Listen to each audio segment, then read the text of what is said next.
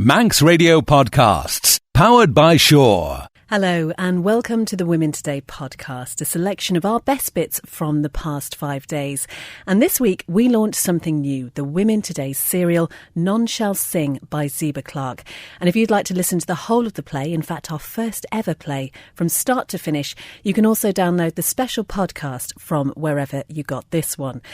But this week we've also been joined in the studio by some amazing guests. We heard from one young mum who's donating her time to helping children who don't have a very Merry Christmas, and in contrast, another mum who made international headlines with how she's treating her kids. We also spoke about a man who's never too far from the headlines, Donald Trump, and two women who are, quite literally, good Samaritans. But first, let's return to a sensitive subject that we've spoken about previously. Now, you might remember that last week we had a conversation on Women Today about abortion and the fact that it is illegal on the Isle of Man to have one unless it is necessary to preserve the woman's life, the fetus is unlikely to survive birth or is seriously handicapped, the latter only up to 24 weeks, or within 12 weeks of conception if the pregnancy is caused by rape, incest or indecent assault. We heard from the Department of Health and Social Care, our resident GP, Dr. John, as well as many of you. Now, here's a little reminder of just some of what we said on Wednesday's programme. OK, let's open this one to the studio. What are your thoughts on this? I think it's clear that there's a lot of confusion around it. And so to boil it down to my understanding, I understand that very few abortions are actually conducted on the island. And when they are, it is purely for medical reasons or because it was a product of incest or rape.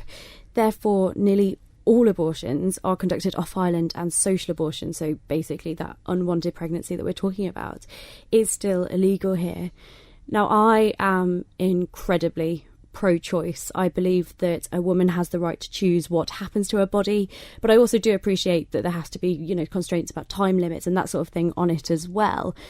But for me, personally, I don't believe the current service on the Isle of Man provides women with that fundamental choice. Yeah, I'm with you, Kate, entirely there. I do believe it's a woman's right. And, I think we should legalise abortion over here. Until we actually had this discussion, I didn't even realise myself that it was illegal here. I didn't know, and I think for me it just shows the Isle of Man once again is actually behind the times. We described this subject as sensitive yesterday. I think that's because people tend to have very strong views on it one way or the other, but personally, I don't think it's anything that someone can decide on unless they find themselves in that position. And I feel totally blessed that I've never had to go through anything like this, but it has happened to a couple of really close friends of mine. One who had something seriously wrong with her baby, and another who found herself pregnant at a very young age and was just not in any position to go through with it. The emotions in both cases were extreme, but I feel very strongly that the choice does need to be there, and whatever can be done to minimise the trauma really should be done. To pick up on what you say about trauma, I think the part of it that really causes me the most concern, I suppose, is about leaving the island. Well, over the weekend, we received an email from one of our listeners. She wanted to tell us her story of what it was like to have to go through a termination just a few months ago.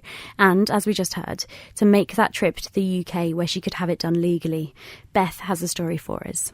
I was working full-time and just about to embark on a 3-year degree course here, which I'd spent the last 2 years working towards.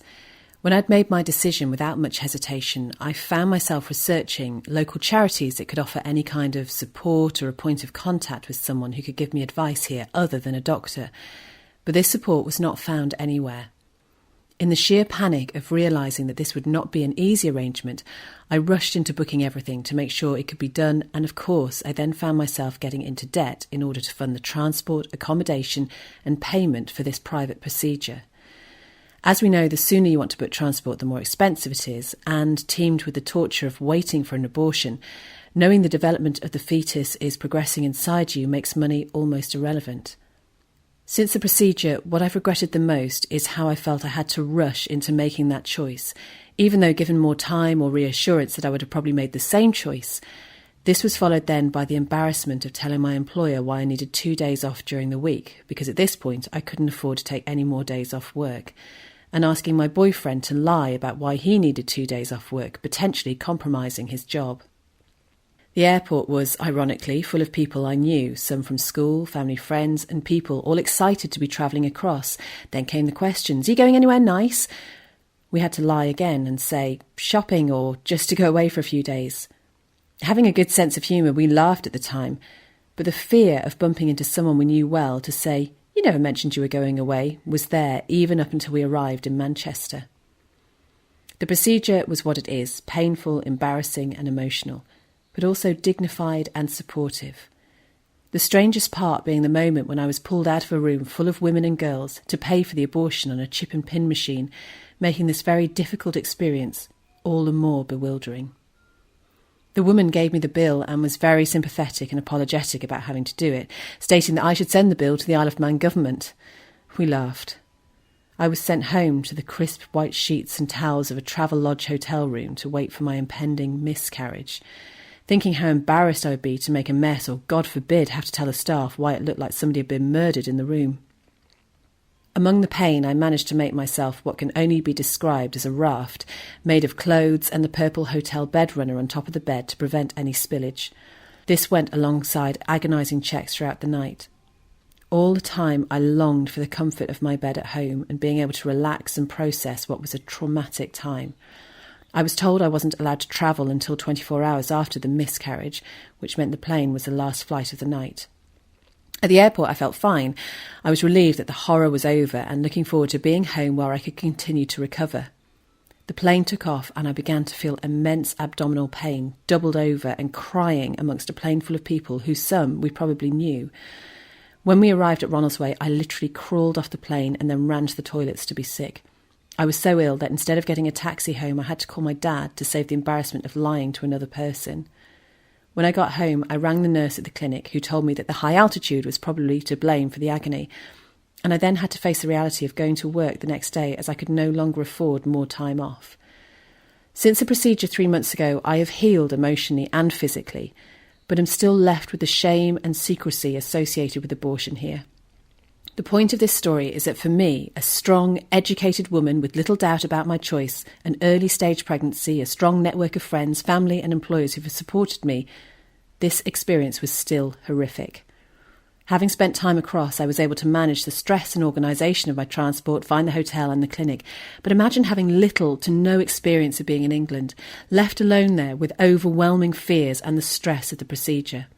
I cannot imagine how vulnerable young women and girls manage to even contemplate the very difficult, expensive and painful decision of having to go across for a termination. The Isle of Man government is doing a disservice to at least half the population of this island, and it's shameful. Beth Espy with the story we were sent from one of our listeners. Well, this topic has certainly caught your attention, and it's definitely something that we on Women Today will be returning to in the future. In fact, that same listener who sent us that story also informed us that her and a group of friends are in the process of writing to the relevant politicians on the island about what they think needs to change. We will, of course, be following this up and talking to those politicians as and when they hear from this group of people. So please do keep your thoughts coming in on this one, whichever side of the debate you're on. You can text 166 177, email womentoday@manxradio.com, head to Facebook or on Twitter. Now, he's never too far from the headlines, but Donald Trump has certainly made a mark on the media over the past 24 hours, and that is because the US presidential candidate has called for a complete, immediate ban on Muslims entering America. He's made the comments just days after 14 people were shot dead by a Muslim couple in Southern California. Here he is, but first, a member of the Trump campaign. Donald J. Trump is calling for a total and complete shutdown of Muslims entering the United States until our country's representatives can figure out what the hell is going on. Until we are able to determine and understand this problem, our country cannot be the victim of horrendous attacks by people that believe only in jihad. Well, when asked if the ban on Muslims entering the country included American Muslims currently abroad, his spokesperson said, Mr. Trump says everyone. And his Republican rival Jeb Bush has accused him of being unhinged.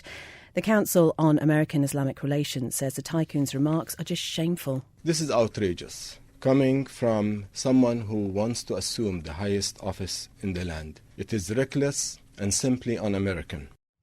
Well, when Trump made the speech, the proposal was greeted by applause and cheering from his supporters and campaign team. But Muslim Nida Reham, who was attending a vigil for those killed in the California massacre, says his rhetoric is just dangerous. You take people's fears and you turn them into hate.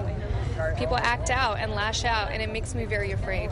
So Donald Trump has called for that complete ban on Muslims entering the United States of America. And this afternoon, we want to know what you think about his comments. Is he making a worthy point about needing to protect the USA from Islamic extremism, or is his rhetoric unhinged, to quote Jeb Bush, and dangerous? Let us know what you think on this one. Email womentoday@manxradio.com. You can text 166 177. Go to the Women Today Facebook page. The conversation carrying on there online at the moment. Also on Twitter, it's @MR Women Today. Kate, what do you reckon? Do you know what? My initial response to Donald Trump in general is to just laugh. I think he is a caricature, and his call for a ban on Muslims entering a country is just utterly ridiculous. But I guess that is where I stop laughing, because he is someone running for an incredibly powerful and, internationally incredibly important position. I just think this sort of language fuels hate, and I think, to be honest, it makes things worse, and it's simply dangerous. We were listening to this on the news this morning, and my 8-year-old son said, and this is exactly what he said, "Won't that make Muslims cross and offend people?" That's what's so incomprehensible about it, if an 8-year-old boy can see that. But I guess, though, on the flip side, that Trump has picked up on something, because I think we all too easily say terrorism is not Islam. And I really, really agree with that sentiment. But the fact is, Islamic extremism is linked to religion, and I don't think we can ignore that in its entirety. But I'm not defending Donald Trump and his calls for a ban on Muslims entering America. I think he is adding fuel to an already worrying fire. But here's the thing, his thoughts must resonate with some Americans. Yeah, and I think you can see that looking on Twitter. Donald Trump was trending for the last 20 hours or so, and I really would defend anyone's right to speak as they wish, to hold the opinions that they wish to hold. But, you can't shout fire in a crowded theatre when there is no fire. And you should not be encouraging hate and the repercussions of hate, which ultimately, I think, could lead to violence. Our guests in the studio today are Tracy Fuller and Leslie Moulton. Tracy, what are your immediate thoughts to this? Well, I never thought I would be in a position to agree with Jeb Bush about anything, but I have to say that today I'm right with him. Leslie? Donald Trump's talking from a political platform, and normally when politicians have something contentious to say, they batten it down a little bit because they don't know what the media is going to do to them. He has said some of the most outrageous things. This is just one amongst many, and yet he's getting away with it. He's not bothered. It's frightening. I think there was something I was reading this morning that I just thought was really interesting, which was an analysis of how much attention Donald Trump is getting in media across the world, not just in America, and the fact that he has set up this kind of platform for himself to be more and more ridiculous in a way. But the fact is, he's still getting a lot of support, so he obviously is tapping into something quite desperately worrying. Those are our thoughts. What are yours? womentoday@manxradio.com. You can text 166 177 or go to the Women Today Facebook page or @MR Women Today on Twitter. James says, well done, Trump. He is a visionary. Moira says, terrifying that he was actually cheered, not jeered, when he made this speech. The terrorists who perpetuate the bombings, shootings and killings call themselves Muslims in the same way the KKK call themselves Christian. They are thugs. Trump is calling for a group of people to wear symbols to identify their religion and is proposing severe curbs on their movement. He is playing on people's fears in the same way the Nazis did in the 1930s. Well, Samantha agrees with that sentiment, saying the world's next Hitler in the making. And Heather says it's scary that a man with such ridiculous hair is being taken seriously by anyone. And Jackie says, having lived in America through an election, we should fear this man and his effect on people. For people to realise his failings, they would need to accept their own. It is the time of year when parents are being bombarded with requests from their children about what they want for Christmas. And I do think that now, more than ever, there's so much pressure to get the perfect present, because I'm sure all of us want to make sure that our youngsters aren't left disappointed. But what if financially splashing out on presents just isn't an option?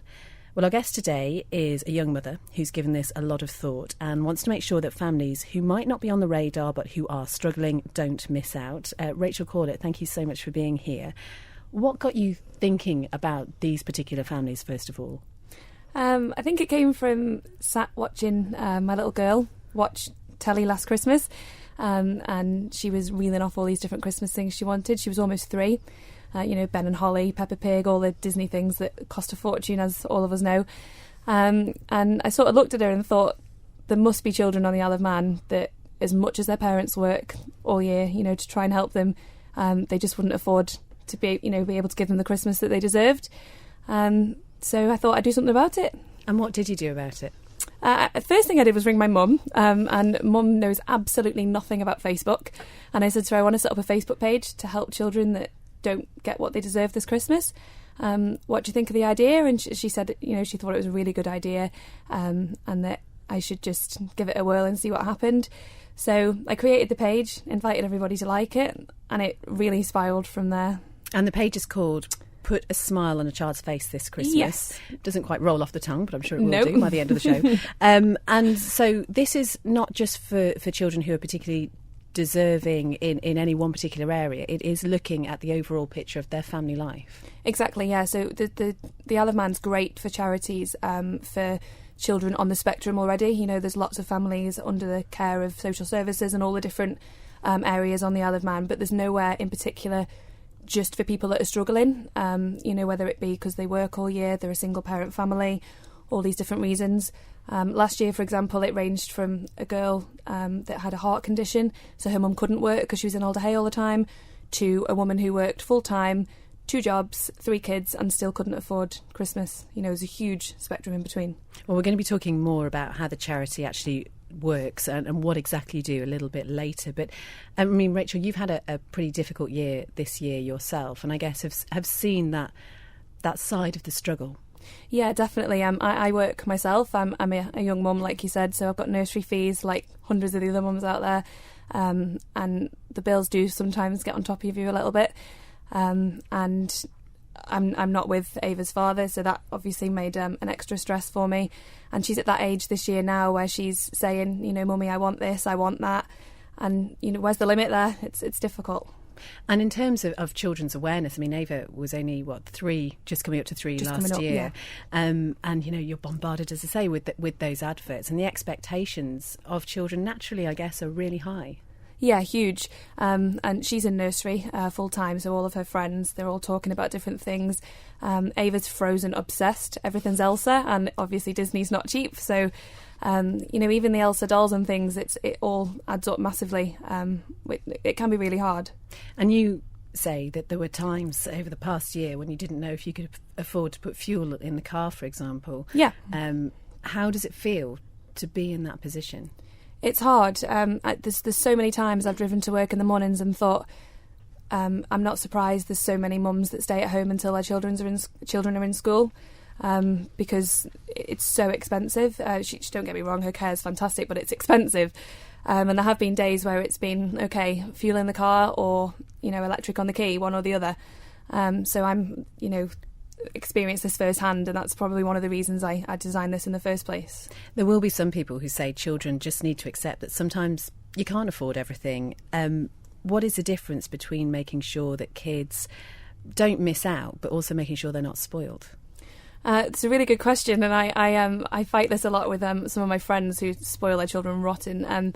My little girl's by no means spoilt, but on the other hand deserves to go into nursery in the new year and say, Santa, my parents got me this, that or the other, It's a really fine balance. I don't know how you determine whether they're spoiled or whether they're deserving. It's difficult. Is it something amongst your friends that you have spoken a lot about? Do you feel as if they found that pressure as well? Yeah, one of my best friends is a single mum to 3, 3 boys, the youngest one being my godson. I do spoil him rotten, hands up. I don't spoil my own daughter, but I do spoil him.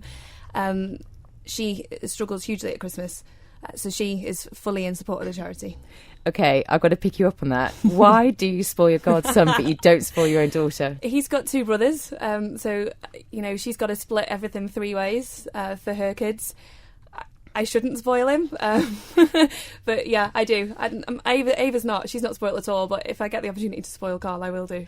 What do you think it is about Christmas that just piles on the pressure? Because obviously I don't have children, I don't know what it's like to see it from that side, but I'd have thought that the pressure's always there, but is it just more paramount at Christmas?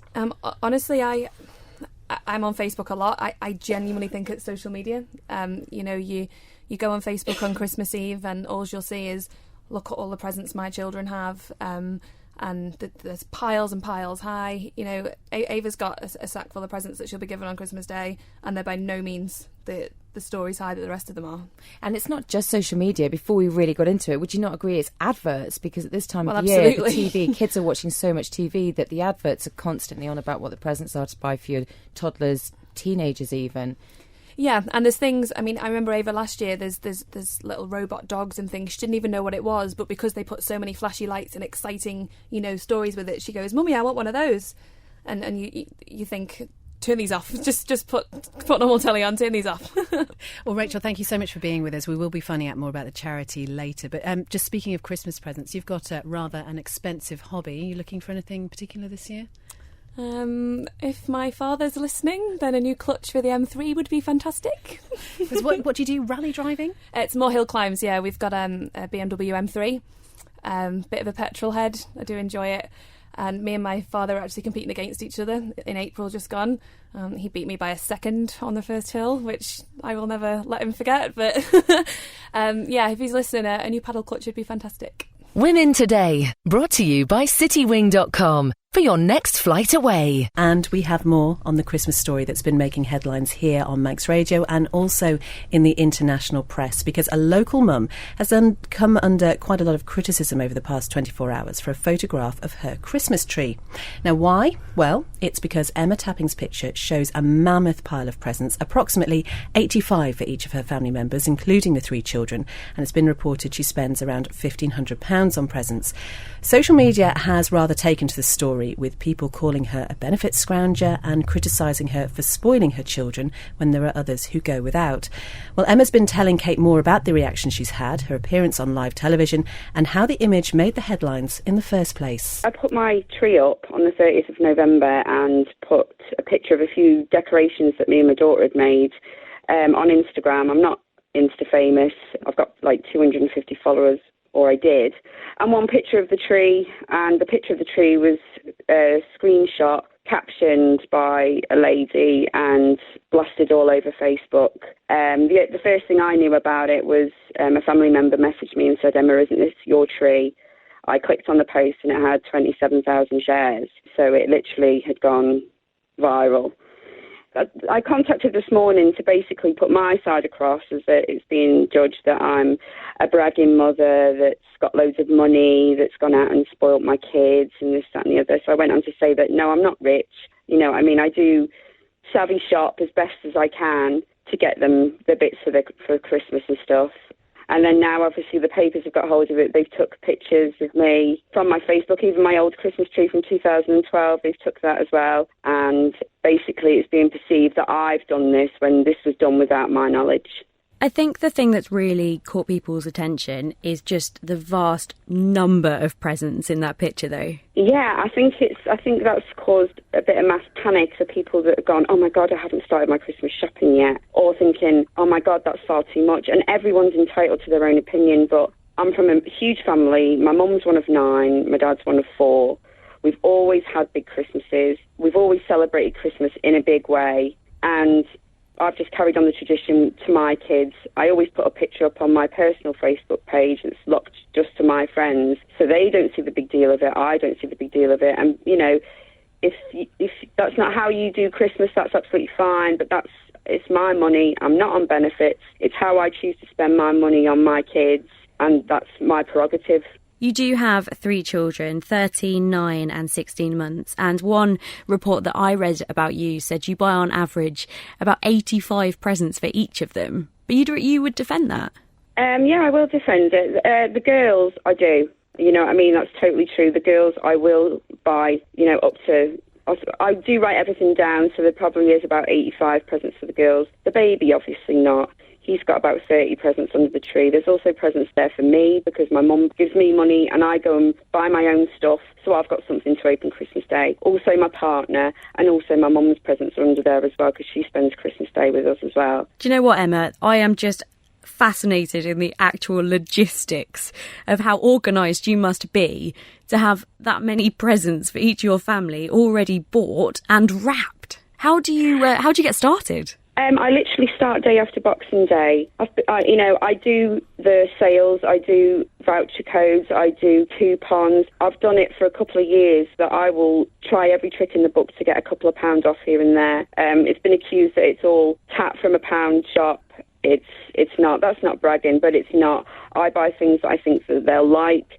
Or I think, oh, I can't wait to see her face when she opens this. I can't wait to see his face when he opens that. I shop all year round. I hit every sale. I know a little few tricks on my sleeves to get to the sales and things like that online and in the shops in Douglas.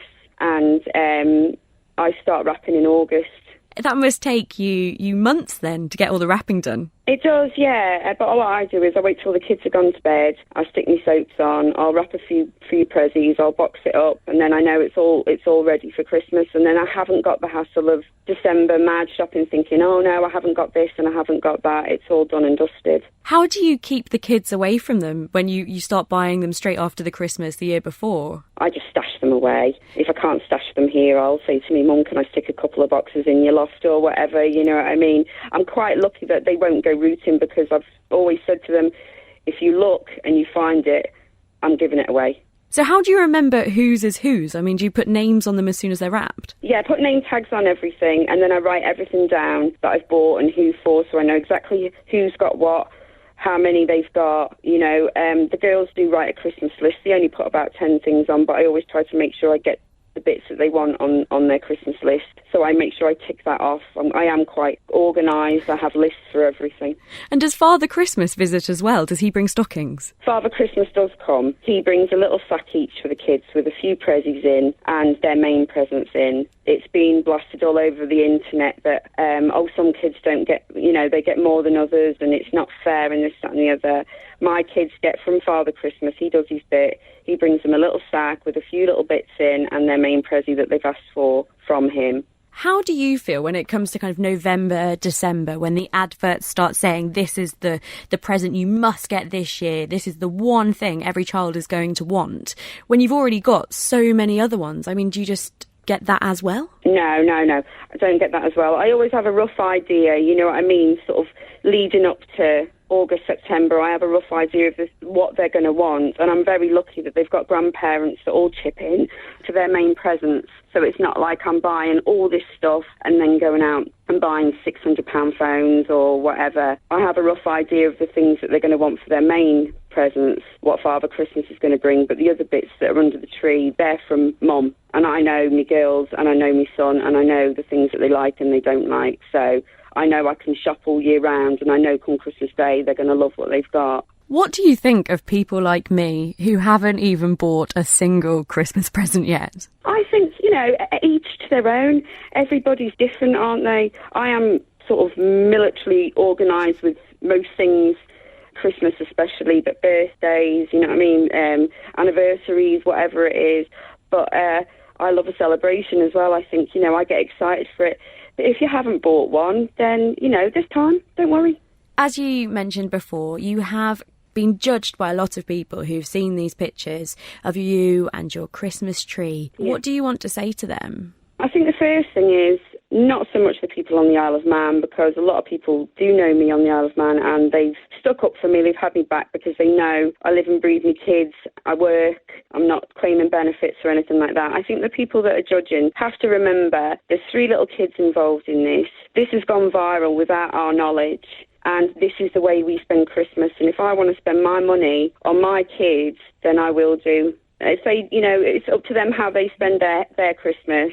I won't judge them, but don't judge me. Emma Tapping, the mum who's come under fire for a picture of her Christmas tree that's gone viral, speaking to Kate. I'm just wondering if I can follow her lead and start my Christmas shopping the day after Boxing Day. It will mean that there'll be no presents this year, though, unfortunately. Oh, I see. Shopping for this year. Very good, Beth. Very good. A couple of comments coming in. Brian says, I buy my kids loads of presents at Christmas. In fact, all year round, nothing I like better than spending my money on my kids than on myself. Yes, my kids might be spoilt, but they're certainly not ruined. And Gary says it works out about £350 each. Most parents spend that. One phone, one Xbox, one TV, one bike. What's the difference? If you work hard and love your kids, why not? And our guest this afternoon is Tanya Anderson from Lovely Greens, which is a company aiming to help us enjoy the simple pleasures, introducing nature back into our lives and reconnecting with the experience of making things. But Tanya, do you know what? And I'm going to speak for myself here. Making is not for everybody. It might not be, but it's also the idea of you can't make something. You might have that implanted in your mind, oh, I'm not creative, oh, I don't know how to bake, I don't like cooking. But I think it's opening yourself up to that and just trying it. I think that there's something really rewarding in just trying to make something, whether it's for yourself, for your children, you know, just bringing that into your life, pulling yourself away from the screen, pulling yourself away from the stresses that you come home to after work. And just doing something like that can be very, very rewarding. So what sort of things do you make then?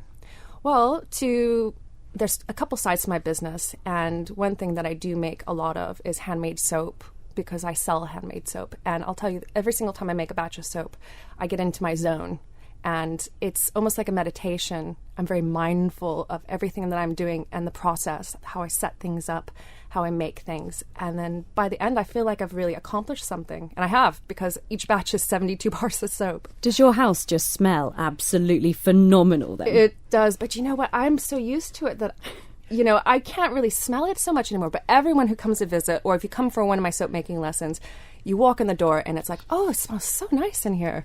I quite like the idea of making soap, actually, because it wouldn't have to be necessarily perfect looking, would it? No, absolutely not. It can be completely rustic. But the thing is that with my soap making classes, they're just so structured that I'm there with you the entire time, and you go home with soap that is going to be soap, and it's going to be great. And I do it in 2 sessions, actually. So the first batch, everyone's really nervous, and they have a little break. And going into the second batch, everyone feels very confident. Beth, if you do this, can I have a present from the second batch? Because I'm worried by the first batch I may come out in a rash. That's the only thing. It'll be absolutely fine. You talked earlier about beekeeping. You referred to beekeeping. Now, this is something else you do. How did you get into that? Oh, when I moved to the island, I was just interested in learning to do so many more things that I was interested in, but didn't really know. So I found out about the Isle of Man beekeepers, and they offer a beginner's class every January. So it's coming up very soon, very reasonable price. So I thought, okay, I'll try this. And I got started there. I met a lot of local beekeepers, a lot of newbies like myself. Newbies, yeah, nice. Newbies. Ha. And then it actually took me another year to actually get my hive. But it was fantastic. There were, practical lessons. I got stung for the first time that I could remember before then. Now I get stung a little bit more often, but, That's the thing that would put me off, yeah. I think. Well, I went to a beekeeping talk recently, and the fella who came over from Northern Ireland says that getting stung a lot is being linked to lower chances of getting arthritis and cancer. I don't know if there's truth in it, but he presented that. Oh my goodness me, I wouldn't put myself through that, I don't think. So what is your tip if you do get stung by a bee? What's the best thing to do? Some people react in very extreme ways. A couple weeks ago, I had to cancel a crafty event that I was holding for my friends because I got stung on the hand, and my hand absolutely blew up. It was swollen for a good couple days after that. In that case, it was no different from an ordinary bee sting, and you just have to wait for it to go down a bit. You can take antihistamines if you have really terrible responses, but I'm interested in you just talking about taking antihistamines there. What is your view, given the sort of lifestyle that you want to lead, on taking things like medicines? I think that anything in moderation, and everyone is different. I'm not against conventional medicine or conventional therapies. It's just understanding what they are and your system and your family and your ethics, And it's just about knowledge, isn't it? Well, you accept that modern medicine does have a place, but you also think that sometimes doctors and hospitals don't always have the answer. I mean, in what sort of ways? I think that there are a lot of natural remedies that you can use at home. For example, I grow a plant called valerian. And if you have issues with getting to sleep or calming or needing to be calmed down, you can grow that and have it as a tea, and it doesn't have any side effects. It's completely natural. But there's lots of other different types of herbs that you can use for indigestion, even peppermint, which people have in their gardens anyway, which is very common. You can use that as a medicinal herb. There's so much to your business, Tanya. We could be talking all afternoon about it, but we are coming up to Christmas, only 15 days. Joe hasn't bought me enough presents yet. If people want to give those sort of personalised Christmas presents, they want to have a go at making stuff themselves, what sort of tips have you got for us? There are lots of beaches on the Isle of Man, and I think especially with all of the storms that we've had recently, there'll be a lot of sea glass being thrown up. I think it would be a wonderful thing to go out for a walk on a clear day, find some sea glass, maybe some stones, and I have a great tutorial on my blog. You don't need any glue, you just need a couple of glasses, some sea glass, and you can make a beautiful candle votive. You know what you're getting, don't you? You know.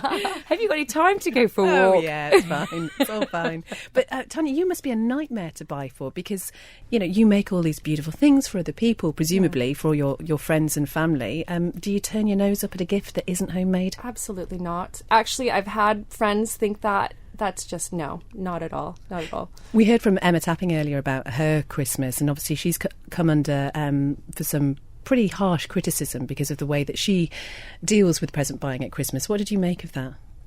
It's different from how I would approach Christmas, but to each their own, and if she has her reasons and it's her upbringing and her family tradition, you know, why should anyone have anything to say about it?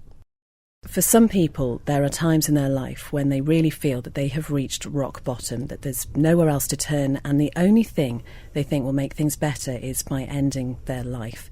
Our guest today has been there. Tracy Fuller, tell us your story, first of all. I reached that point when I was fairly young. I was 18. I had been through a period of depression, which perhaps I didn't recognise as that at the time, but retrospectively, that's what was happening to me.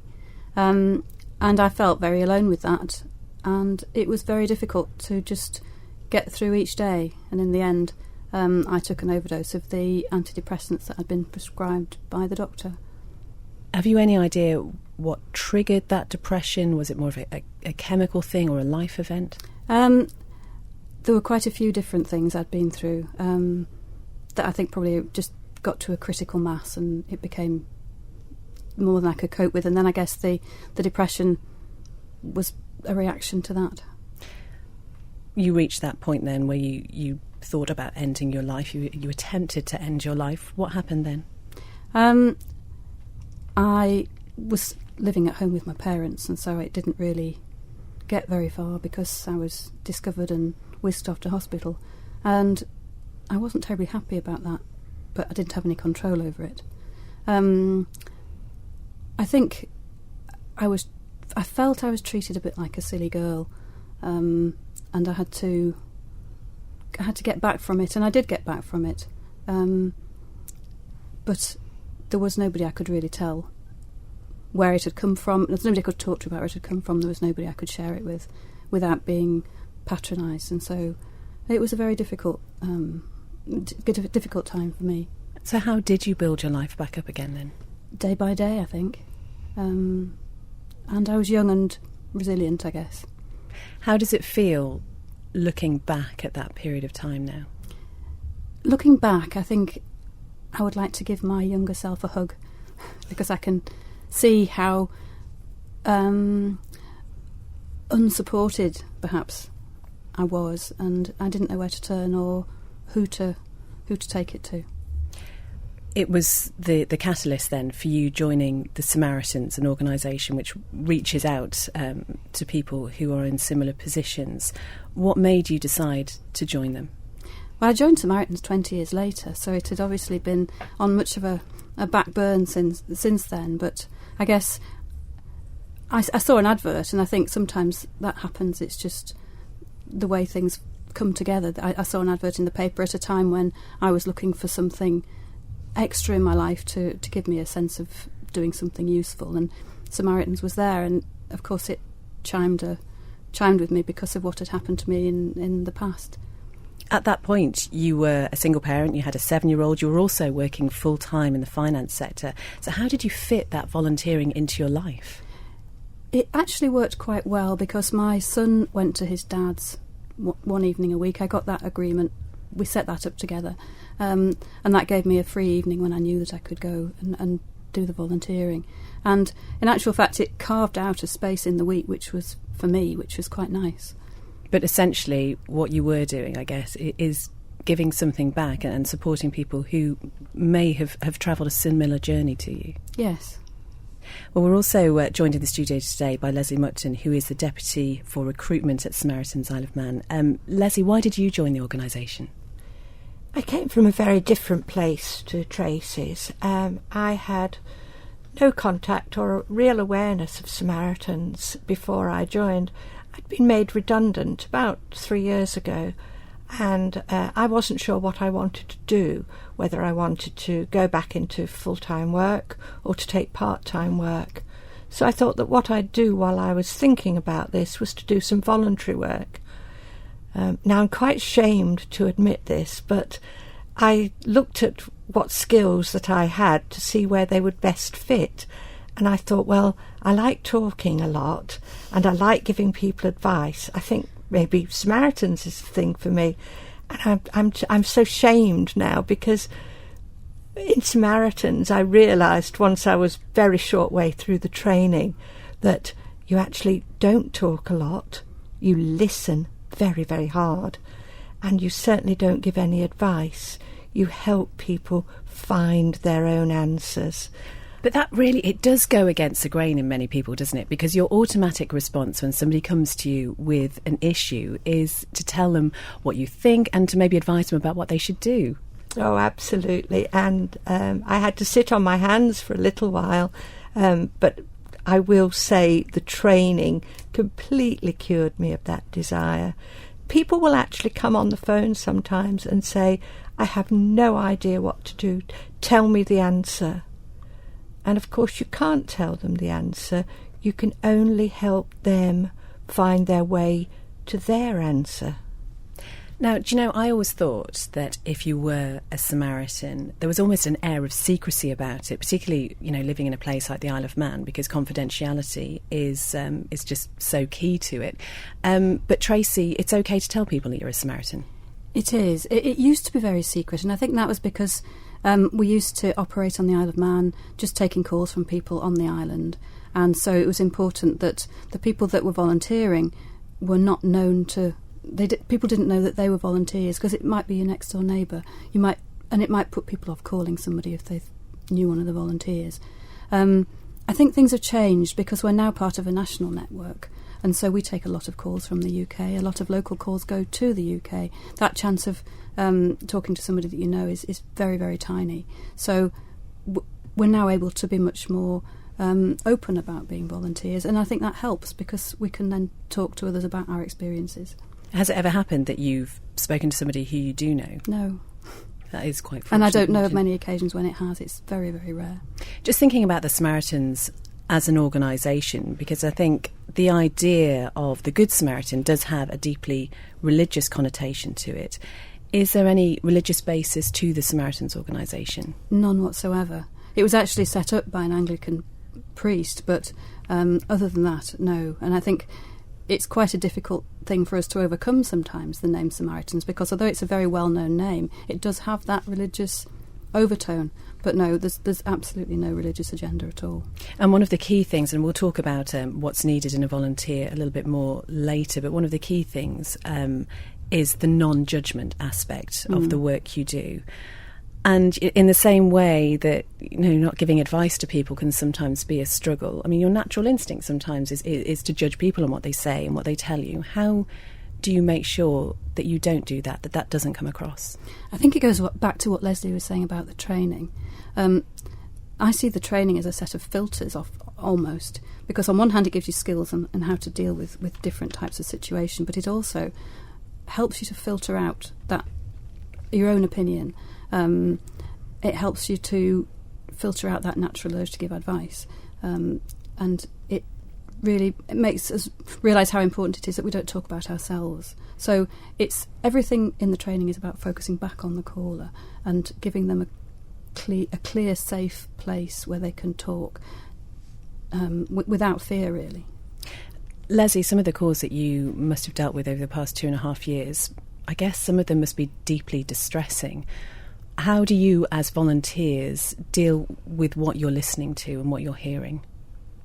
The training does cover this, so it gives you that confidence and that ability to be able to cope with, as you say, some quite distressing calls. But the setup within Samaritans is that you are continually supported. You never do a duty without another Samaritan, so there'll always be two of you there. And by our nature, we're sensitive to what's happening to the other person. So even though you're deeply involved perhaps in your own call, there's a tiny little bit of you that's thinking, is my colleague okay? And so we're watching out for that. And then at the end of each shift, you'll debrief with a leader. So you'll talk through the calls with your leader so that you don't take them home with you. Well, as I say, we'll be hearing more a little bit later about what it takes to be a volunteer. But Tracy, something I'm quite interested in. Since you started 12 years ago, not only did you meet and marry a fellow Samaritan, but you have 2 Samaritan babies. That's right. Well, they're not babies anymore, actually. So a very united organisation, I guess, in terms of the friendships that you form as volunteers. Yes, absolutely, yes. Thanks as always to our amazing guests. And as ever, it's never too late for you to get involved. Head over to Facebook, find the Women Today Facebook page, and you can comment there, or you can follow us at MR Women Today on Twitter. And you can listen again to the full programmes on manxradio.com or join us every weekday live from just after 2:00. Don't sit in the slow lane. Join the fast lane right now with Shaw's all-new Superfast Plus broadband. Enjoy more bandwidth, amazing speeds and the best value on the island from just £23.95 per month.